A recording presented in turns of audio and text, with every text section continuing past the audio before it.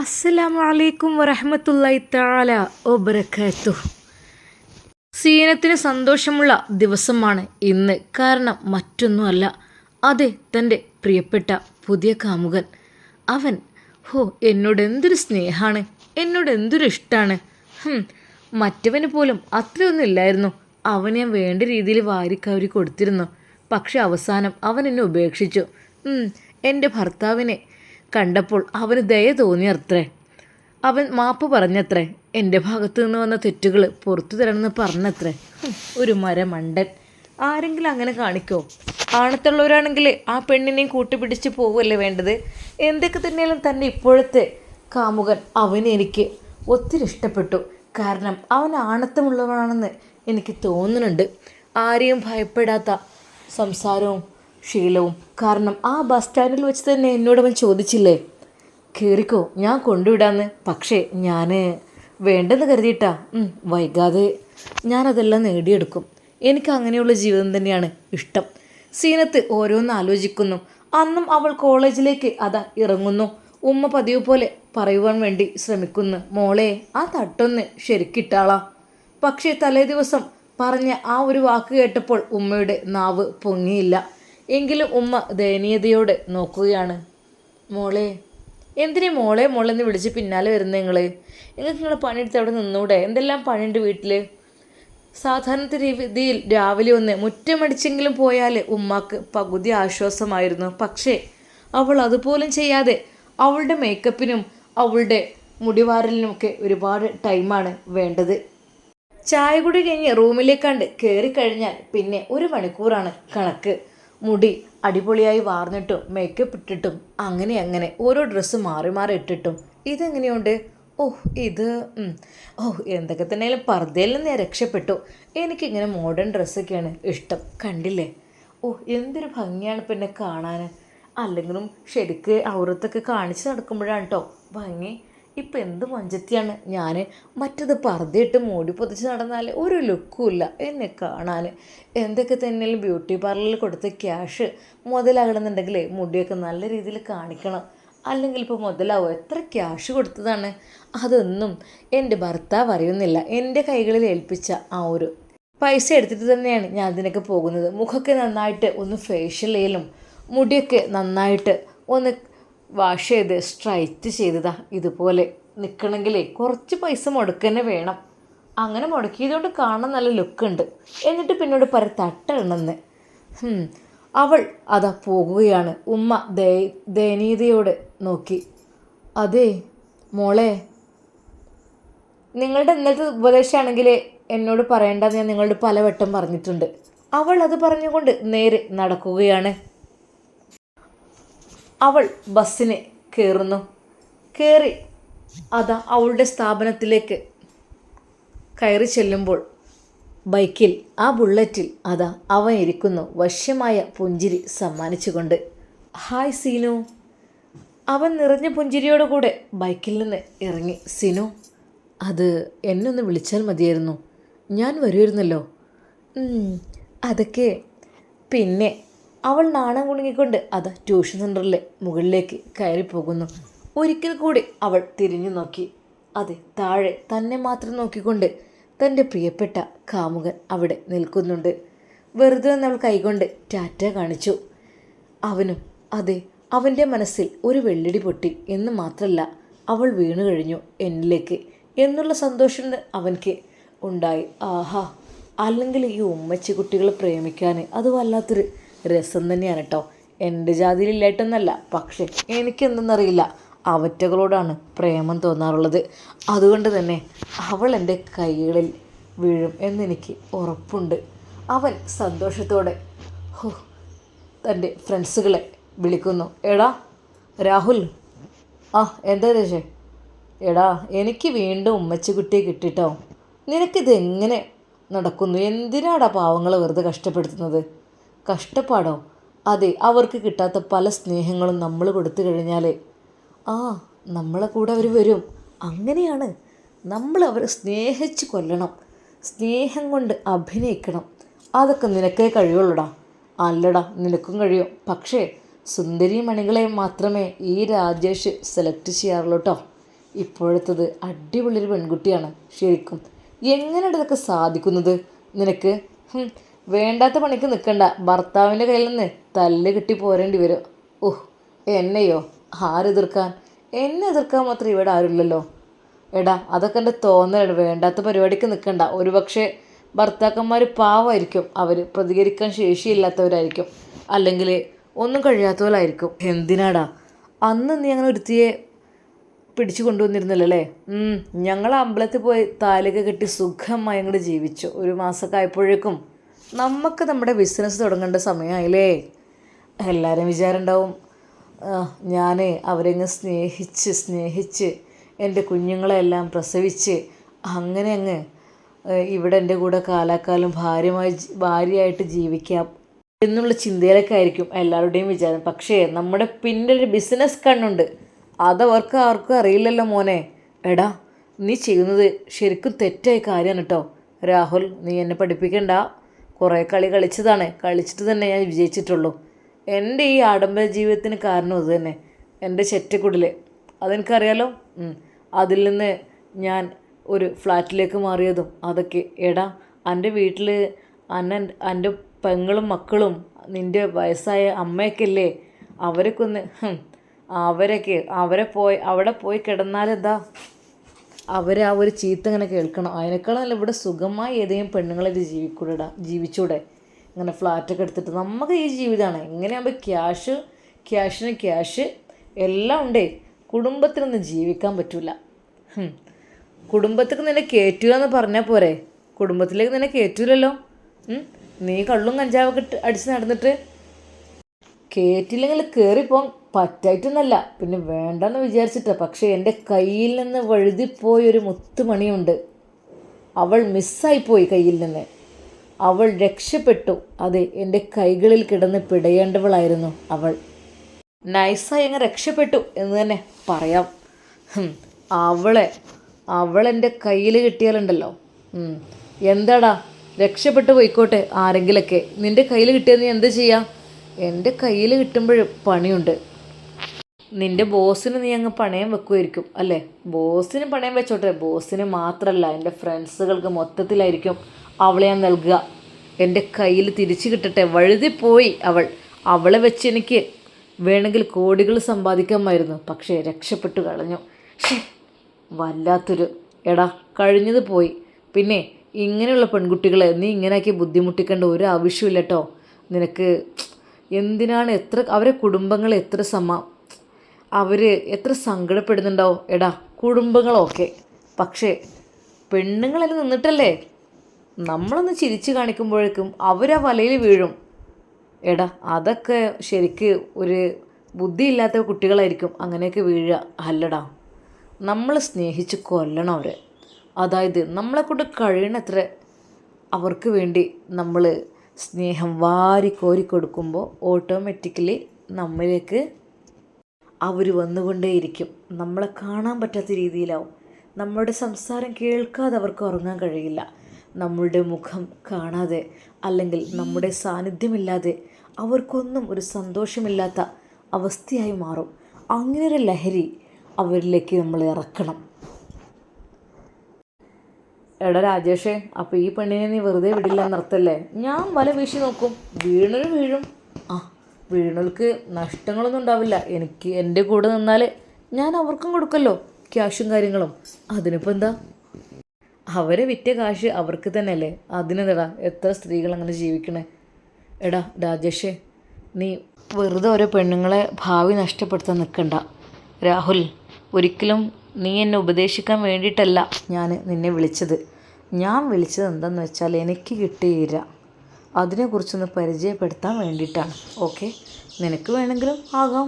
പക്ഷേ സുന്ദരി ഉമ്മച്ചി കുട്ടികളാണ് ക്യാഷിൻ്റെ കാര്യത്തിൽ അല്പം. നീ ഒന്ന് പോടാ, വെറുതെ എന്തിനാ ഓരോരുത്തരുടെ ഭാവി നശിപ്പിക്കണേ.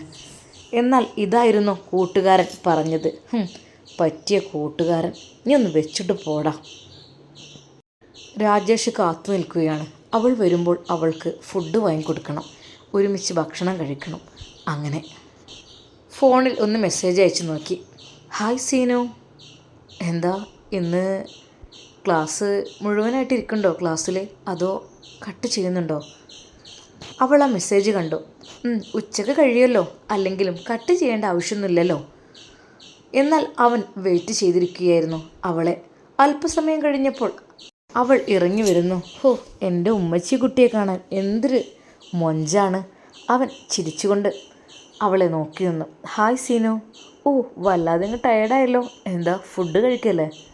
എന്താ വേണ്ടത്? ജ്യൂസോ ഐസ്ക്രീം? എന്താ വേണ്ടത്? ഒന്നും വേണ്ട, ഞാൻ വീട്ടിൽ പോവാണ്. അതെന്താ അങ്ങനെ? എന്നോട് പിണങ്ങിയോ? അതൊന്നല്ല, ഇപ്പോൾ വേണ്ടെന്നോ? അങ്ങനെ പറഞ്ഞാൽ എങ്ങനെ പെണ്ണേ?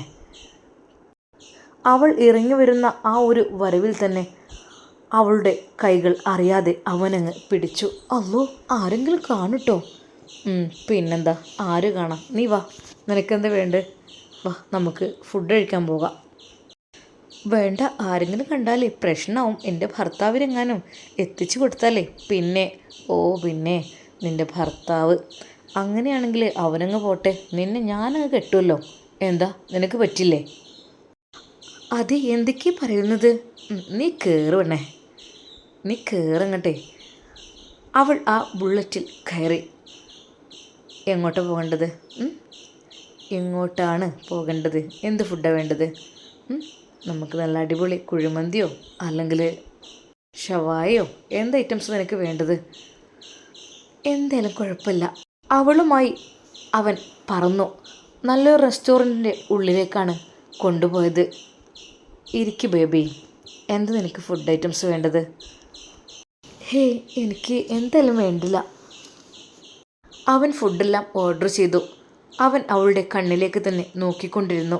എന്തൊരു മൊഞ്ചാണ് അല്ലേ നിന്നെ കാണാൻ. സത്യം പറഞ്ഞാൽ ഞാൻ ആദ്യം നിന്നെ കണ്ടിരുന്നെങ്കിൽ ഞാൻ നിന്നെ അപ്പോൾ തന്നെ സ്വന്തമാക്കിയിരുന്നു. പക്ഷെ നിന്നെ ഞാൻ ഇതുവരെ കണ്ടിട്ടില്ലല്ലോ. നീ എവിടെയായിരുന്നു?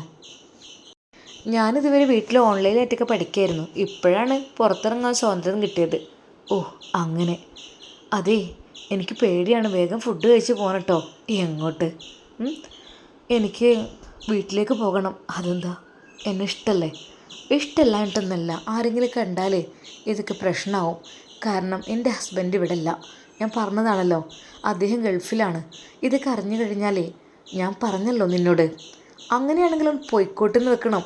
നമുക്കില്ലടി നല്ലൊരു ജീവിതം. നിനക്ക് ഞാനില്ലേ? നിൻ്റെ ഇഷ്ടങ്ങൾ, നിൻ്റെ ആഗ്രഹങ്ങളൊക്കെ സാധിപ്പിച്ചു തരാൻ നിനക്ക് ഞാനില്ലേ? പിന്നെ നീ എന്തിനാ അവനെയും കൊണ്ട് നടക്കുന്നത്? അവർ ഫുഡ് കഴിക്കുകയാണ്. രണ്ടുപേരും ഫുഡ് കഴിച്ച് അതാ പുറത്തേക്ക് ഇറങ്ങുന്നു. അതെ, നമുക്ക് നല്ലൊരു ഹോട്ടൽ റൂം സെറ്റാക്കിയാലോ? വേണ്ട വേണ്ട, ഞാൻ പോകുകയാണ്. എന്താ പെണ്ണേ? അതെ, എനിക്കിന്ന് പേടിയാണ്. അത് വീട്ടിൽ നിന്ന് വീട്ടിലിപ്പോൾ ആരാ ചോദിക്കാനും പറയാം. നിൻ്റെ ഹസ്ബൻഡില്ലല്ലോ. അതൊക്കെ ശരി തന്നെയാണ്. പക്ഷേ ഇന്ന് പറ്റില്ല. ഇന്നെനിക്ക് എന്നാൽ പിന്നെ എന്നാ നാളെ? നോക്കട്ടെ. അവർ രണ്ടുപേരും ഹോട്ടലിൽ നിന്ന് ഇറങ്ങി. അവൻ്റെ ബൈക്കിൽ അവൾ ചാടി കയറി. പെട്ടെന്നാണ് അവർ രണ്ടുപേരും ബൈക്കിൽ പോകുന്ന കാഴ്ച ഒരാൾ കാണുന്നത്. ശരിക്കും ഞെട്ടിപ്പോകുന്ന കാഴ്ച.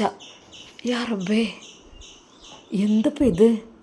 അതെ, അത് സീനത്താണല്ലോ, ആ ഉസ്താദിൻ്റെ ഭാര്യ. അത് മറ്റാരും ആയിരുന്നില്ല, അത് ഷെജിലായിരുന്നു. അതെ, അവൻ ആയിരുന്നു അവളുടെ ആദ്യത്തെ ആള്. ശരിക്കും അവനത് കണ്ടപ്പോൾ വല്ലാത്തൊരു റബ്ബേ, എന്തൊരു ചതിക്കുഴിയിലേക്കാണ് ഓള് പോണത്. പാവം, ഞാനറിയാതെ അവളായിട്ടാണ് എന്നിലേക്ക് വന്നത്. അങ്ങനെ കുറച്ച് കാലം. പക്ഷേ അവളുടെ ഭർത്താവിനെ കണ്ടപ്പോൾ എനിക്ക് വളരെയധികം സങ്കടം തോന്നി. റബ്ബേ പഠിച്ചോനെ, എനിക്കാണെങ്കിൽ ഈ ഒരു വിധി. ഞാൻ വിവാഹം കഴിച്ചിട്ട് എൻ്റെ ഭാര്യ മറ്റൊരാളോട് സംസാരിക്കുക, മറ്റുള്ളവരോട് കൂടുതലായിട്ട് ഇടപഴകുക, അവർ വിളിക്കുക എന്നൊക്കെ പറയുമ്പോൾ എന്തായിരിക്കും എൻ്റെ അവസ്ഥ? പടച്ച റബ്ബിനെ ഭയന്നുകൊണ്ട് ഞാനതെല്ലാം ഒഴിവാക്കി. സത്യം പറഞ്ഞാൽ അദ്ദേഹത്തിൻ്റെ മുഖം കണ്ടപ്പോൾ എനിക്ക് വല്ലാത്തൊരു വിഷമം തോന്നി. റബ്ബേ, എനിക്ക് അതിൻ്റെ ശിക്ഷ പഠിച്ചാൽ തരുമല്ലോ എന്ന് കരുതിയിട്ട് ഞാൻ തിരിച്ചു പറയുകയായിരുന്നു അവളോട്, സീനത്തെ, ദയവായി നമ്മൾ രണ്ടും തമ്മിലുള്ള ഈ ഒരു ബന്ധം നമുക്ക് അവസാനിപ്പിക്കാം. ഇതൊരിക്കലും നല്ലതല്ല. നമ്മൾ ഇന്നല്ലെങ്കിൽ നാളെ പിടിക്കപ്പെടും എന്ന് മാത്രമല്ല, പടച്ച റബ്ബിൻ്റെ മുമ്പിൽ നമ്മൾ തെറ്റുകാരാണ്. ആദ്യമൊക്കെ ഭയങ്കര രസമായിട്ട് തോന്നി. പിന്നീട് അങ്ങോട്ട് മനസ്സിലൊരു ഭയം, പഠിച്ചോനെ ഞാൻ ചെയ്യണത് തെറ്റാണല്ലോ, മറ്റൊരുത്തിൻ്റെ ഭാര്യക്കാണല്ലോ ഞാൻ മെസ്സേജ് അയക്കുന്നത്, വിളിക്കുന്നത്, ഞങ്ങൾ തമ്മിൽ ഫ്രണ്ട്ഷിപ്പ് കൂടുന്നത് ഒക്കെ ഇത് തികച്ചും തെറ്റാണല്ലോ റബ്ബേ. കുറ്റബോധം ഷെജിലിനെ വളരെയധികം മനസ്സ് വേദനിപ്പിച്ചു. ഇനിയൊരിക്കലും ഇല്ല, അവളോടെല്ലാം തുറന്നു പറയണം. അന്ന് സീനത്തിനെ വിളിക്കുന്നു. സീനത്തെ. Hello baby. സീനത്തെ, ഞാൻ നിന്നോടൊരു കാര്യം പറയാനാണ് വിളിച്ചത്. എന്താ, എന്ത് പറ്റി? എങ്ങോട്ടെങ്കിലും? സീനത്തെ, നീ എന്നോട് ക്ഷമിക്കണം. എന്താ? അത് എനിക്ക് ഈ ബന്ധം മുന്നോട്ട് കൊണ്ടുപോകാൻ താല്പര്യമില്ല.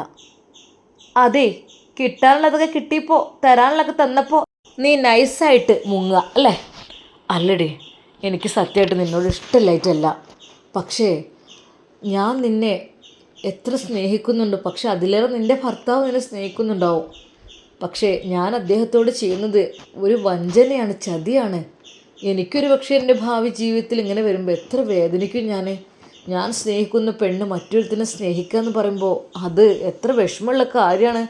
ഒന്ന് ആലോചിച്ച് നോക്ക്. അതെ ഷെജിൽ, നിനക്ക് വേണ്ടെങ്കിൽ പോകാം, എനിക്ക് ഇനിയും ആളുകളെ കിട്ടാനുണ്ടാകും. അതെ, നിന്നെ മാത്രം സ്നേഹിച്ച് നടക്കണമെന്ന് ഇവിടെ എനിക്ക് ഒരു നിർബന്ധമില്ല. അവളുടെ ആ ഒരു വാക്ക് കേട്ട് അവൻ പറഞ്ഞു, അത് ഒരിക്കലും ഞാൻ നിന്നെ ഇഷ്ടമല്ലായിട്ട് പറയല്ല. നീയും നിൻ്റെ ഭർത്താവും സന്തോഷത്തോടു കൂടി ജീവിക്കണം, അതാണ് എനിക്ക് ആഗ്രഹം. അല്ലാതെ നിങ്ങളുടെ ജീവിതത്തിലേക്ക് മറ്റൊരുത്തിനും ഒരു സ്ഥാനം കൊടുക്കരുത് ദയവായി. നിങ്ങൾക്ക് അദ്ദേഹത്തെ കാണുമ്പോൾ വല്ലാത്ത വിഷമം തോന്നുകയാണ്.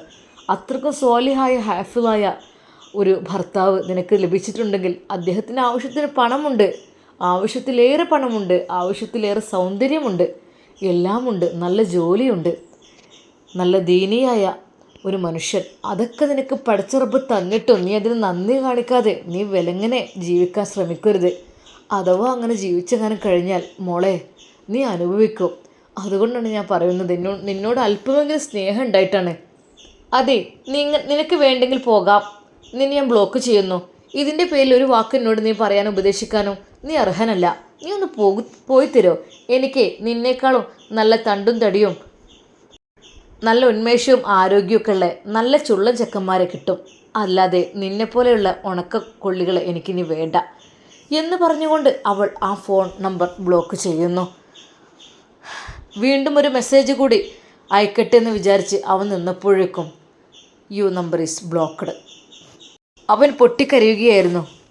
പാവം ആ ഷെഫി ഉസ്താദിൻ്റെ ഭാര്യ എന്ന് പറഞ്ഞിട്ട്, റബ്ബേ, അദ്ദേഹം എത്ര വിഷമിക്കും.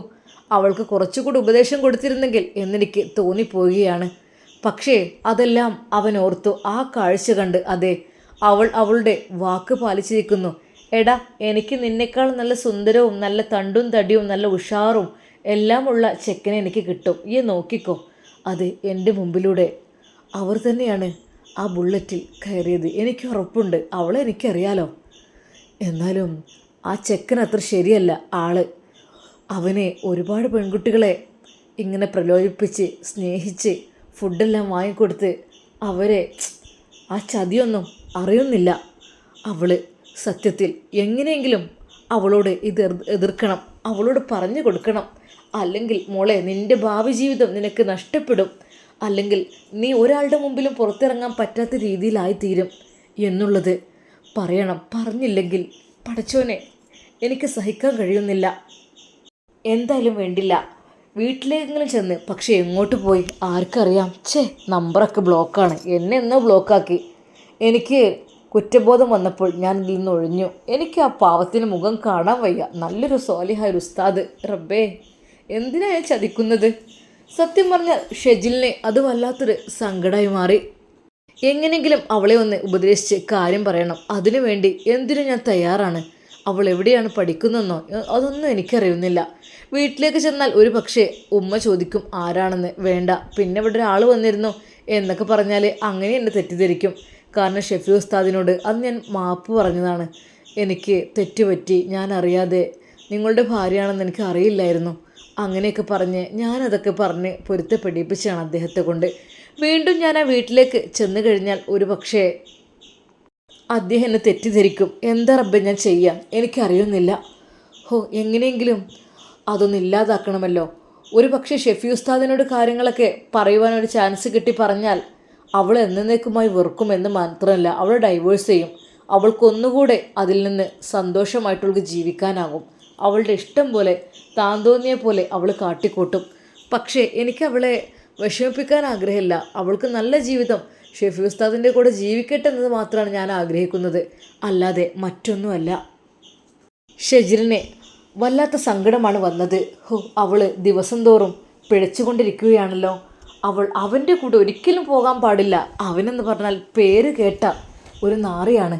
അതായത് ഒന്നിനും മടിക്കാത്ത മുസ്ലിം പെൺകുട്ടികളെ മാത്രം ലക്ഷ്യം വെച്ച് നടക്കുന്ന ഒരാൾ. അവരുടെ ജീവിതം വെച്ചാണ് അവർക്ക് കളി. അതും നല്ല സുന്ദരികളായ പെൺകുട്ടികളെ വല വീശിപ്പിടിക്കും. എന്നിട്ട് അവരോട് സ്നേഹം നടിക്കും, അവർക്ക് ഫുഡ് വാങ്ങിക്കൊടുക്കും, അവർക്ക് എല്ലാ രീതിയിലുള്ള ഹെൽപ്പും ചെയ്യും. എന്നാൽ പതുക്കെ പതുക്കെ അവളെ അങ്ങ് സ്വന്തമാക്കും. എന്നിട്ട് കൂടെ ജീവിച്ചിട്ട് പിന്നെയാണ് അവൻ്റെ ബിസിനസ് നടക്കുന്നത്. ആരും അറിയാതെ പല രീതിയിലും കേട്ടിട്ടുണ്ട്. ഉറക്കുകളത് കൊടുത്ത് മയക്കിക്കെടുത്തി അങ്ങനെയൊക്കെ. പഠിച്ചോനെ, ആലോചിക്കാൻ കഴിയുന്നില്ല. നല്ലൊരു ജീവിതം ആ പെൺകുട്ടി എന്തിനാ നശിപ്പിക്കുന്നത്? അത്രയ്ക്കും നല്ല സോലിഹായ ഒരു ഭർത്താവിനെ കിട്ടിയിട്ട് അങ്ങനെ ചെയ്യാൻ പാടുണ്ടോ? എന്തായാലും വേണ്ടില്ല. ഷെജിലിന് എന്ത് ചെയ്യണം എന്നറിയുന്നില്ല. ഒരു പക്ഷേ ഉസ്താദിനോട് പറഞ്ഞാൽ അവളെ ശകാരിക്കുമെന്ന് മാത്രമല്ല, അവൻ്റെ കൂടെ അവൾ ഇറങ്ങിത്തിരിക്കുമെന്നുള്ള കാര്യം ഉറപ്പായിട്ടും സത്യമാണ്. അതുകൊണ്ട് റബ്ബേ, നീ കാക്ക്. എങ്ങനെയെങ്കിലും അവളോട് ഉപദേശിക്കണം. നീ നിൻ്റെ ഭാവി ജീവിതമാണ് നഷ്ടപ്പെടുത്തുന്നത്. ഇത് ഇന്നത്തെ രസമല്ല, നാളെ ഉണ്ടായിരിക്കുക. ഇന്നല്ലെങ്കിൽ നാളെ അവൻ നിന്നെ മറ്റ് പല ബിസിനസ്സുകൾക്കും ഏർപ്പാട് ചെയ്യും. അല്ലെങ്കിൽ നീ പിന്തിരിഞ്ഞോ എന്ന് അവളോട് പറയണം. അതുമാത്രമായിരുന്നു അവൻ്റെ ചിന്ത. എങ്ങനെയെങ്കിലും അവളെ കണ്ടുപിടിക്കണം. അതെ, ബ്ലോക്ക് അത് അവൾ ഒഴിവാക്കൂല. എന്നെ കണ്ണെടുത്താൽ കണ്ടുകൂടാ, എന്നെ ഇഷ്ടമല്ല, അത് ഉറപ്പുണ്ട്. എന്നാലും ആയിക്കോട്ടെ, കാര്യങ്ങൾ അവളോട് പറഞ്ഞില്ലെങ്കിൽ അവളുടെ ഭാവി നഷ്ടത്തിലാകും എന്നതുകൊണ്ട് മാത്രമാണ്. അത് മാത്രമല്ല, ആ ഉസ്താദിന് പോലും അതൊരു വല്ലാത്ത വിഷമമായി തീരും. അദ്ദേഹത്തിൻ്റെ ആ ഒരു ഇമേജിന് കളങ്കം വരും. കാരണം അവൻ്റെ ഭാര്യ എന്നേ പറയോ, ഉസ്താദിൻ്റെ ഭാര്യ എന്ന്. അതിൽ ഒരിക്കൽ പോലും കളങ്കം വരുത്താൻ പാടില്ല. അല്ലാ റബ്ബേ, അവൾക്ക് നല്ല ബുദ്ധി കൊടുക്ക്. ഷെജിൽ ആത്മാർത്ഥമായി ദുആ ചെയ്യുന്നു. എങ്ങനെയെങ്കിലും അവളെ കണ്ടെത്തണം. അതിന് അവൾ പഠിക്കുന്ന കോളേജ് അതൊക്കെ എവിടെയാണെന്ന് വിചാരിച്ചിട്ടാ അറിയില്ല. എന്ത് ചെയ്യണം എന്നറിയില്ല. തൻ്റെ കൂട്ടുകാരോടോ അല്ലെങ്കിൽ ആരോടെങ്കിലും പറഞ്ഞ് ജസ്റ്റ് ആ ഒരു കോളേജെങ്കിലും ഒന്ന് കണ്ടുപിടിക്കാൻ കഴിഞ്ഞിരുന്നെങ്കിൽ എനിക്ക് അവൾ പോകുന്നിടത്ത് ചെന്ന് ഒന്ന് ഉപദേശിക്കാമായിരുന്നു. അവൻ മനസ്സിൽ വിചാരിക്കുകയാണ്. അവൻ ബൈക്കുമായി അതാ പോകുകയാണ്. പെട്ടെന്നതാ വീണ്ടും തൻ്റെ മുമ്പിലൂടെ അവർ രണ്ടുപേരും അങ്ങ് പാസ് ചെയ്തു. പഠിച്ചോനെ, അതെ, അതവൻ തന്നെ. ഷെഫി ഉസ്താദ് അറിയാതെ അവരെ ഫോളോ ചെയ്യുകയാണ്. എങ്ങോട്ടെന്നറിയുവാൻ അറിയാത്ത രീതിയിൽ ഹെൽമെറ്റ് വെച്ചതുകൊണ്ട് അറിയില്ല. പിന്നെ ഇനി ബൈക്ക് കണ്ടാൽ അതിനി എന്താ അറിയില്ല. എന്തൊക്കെ തന്നെയായാലും അറിയാതെ അവരെ ഫോളോ ചെയ്യുമ്പോൾ ഒരു പക്ഷേ എന്നെ തിരിച്ചറിഞ്ഞു കഴിഞ്ഞാൽ അവൾ എന്നെ വെറുതെ വിടില്ല എന്ന് മാത്രമല്ല, അവനെ കൊണ്ട് എന്തെങ്കിലും എനിക്ക് അപകടം ഏൽപ്പിക്കും, പരിക്കേൽപ്പിക്കും. അതെനിക്ക് ഉറപ്പുണ്ട്. എന്നെ കൊല്ലാൻ വരെ അവൾ മടിക്കൂല. അത്രക്ക് ദേഷ്യമാണ് അവൾക്ക് എന്നോട്. എന്തായാലും വേണ്ടില്ല, അവളെ രക്ഷിക്കണം, രക്ഷിച്ചേ മതിയാവൂ. എന്തെങ്കിലും പറഞ്ഞിട്ട് അതിൽ നിന്ന് ഒഴിവാക്കണം. പാവം ആ ഉസ്താദ് ഇതൊന്നും അറിയുന്നില്ലല്ലോ. റബ്ബേ, ഷെഫി ഉസ്താദ് ഇതെല്ലാം അറിഞ്ഞിരുന്നെങ്കിൽ ഒരു പക്ഷേ അവൾ എന്നേക്കുമായി തൊലാക്ക് ചൊല്ലിയിരുന്നു. അതിനു മുമ്പായിട്ട് ഒരിക്കൽ കൂടി ഒന്ന് അവളോട് പറയണം, പെണ്ണെ, ഇത് അപകടമാണ്, അപകടത്തിലേക്കാണ് നീ പോകുന്നത്. ഒരിക്കൽ പോലും അവൻ്റെ കൂടെ നീ പോവരുത്. നിന്റെ ഭാവി നഷ്ടപ്പെടും എന്ന് മാത്രമല്ല, നിനക്ക് വളരെയധികം മോശമുണ്ടാക്കുന്ന രീതിയിലുള്ള പ്രവൃത്തിയായിരിക്കും അവൻ തരിക, ഓർത്തോ എന്നവളോട് പറയണം. എങ്ങനെയെങ്കിലും അവളെ കണ്ടുപിടിക്കണം. ഷെഫി ഉസ്താദ് അവരെ ഫോളോ ചെയ്തുകൊണ്ടേ ഇരുന്നു. അവൻ്റെ ബൈക്ക് അവരുടെ ബൈക്കിന് പിന്നാലെ അറിയാത്ത രീതിയിൽ അങ്ങനെ കൊണ്ടുപോകുന്നു. ഇൻഷാ അല്ലാ, നമുക്കിതിൻ്റെ ബാക്കി ഭാഗം നാളെ കാണാം. ഷെജിൽ സീനത്തിനോട് കാര്യങ്ങൾ പറയുമോ? ഒരു പക്ഷേ അത് പറഞ്ഞു കഴിഞ്ഞാൽ എങ്ങനെയായിരിക്കും അവളുടെ പ്രതികരണം? നമുക്ക് കാത്തിരുന്ന് കാണാം. അതുവരേക്കും എല്ലാവർക്കും അസ്സലാമു അലൈക്കും വറഹ്മത്തുള്ളാഹി തആല വബറകാതുഹു.